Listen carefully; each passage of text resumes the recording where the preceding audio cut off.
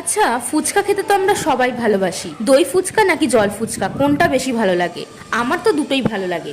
এর আগের একটা ভিডিওতে কিভাবে বাড়িতে সহজেই ফুচকা বানানো যায় তার পুরো ভিডিও শেয়ার করেছিলাম।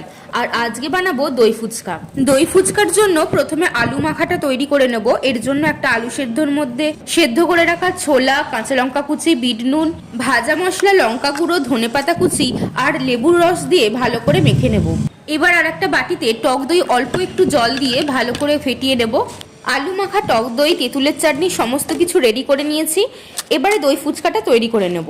প্রথমে এক এক করে সবকটা ফুচকার মধ্যে আলুর পুরটা দিয়ে দেবো। এরপর দিয়ে দেবো ফেটিয়ে রাখা টক দই, তেঁতুলের চাটনি। এই তেঁতুলের চাটনিটা আমি বাড়িতেই বানিয়েছিলাম, বেশ ভালোই খেতে হয়েছিল। ওপর থেকে অল্প একটু চাট মশলা, ঝুড়ি ভাজা আর ধনেপাতা কুচি ছড়িয়ে দিলে দই ফুচকা কিন্তু একদম তৈরি। এটা খেতে এত ভালো হয়েছিল যে এইভাবে বাড়িতে বানালে বারবার বাড়িতেই বানিয়ে খেতে ইচ্ছা করবে।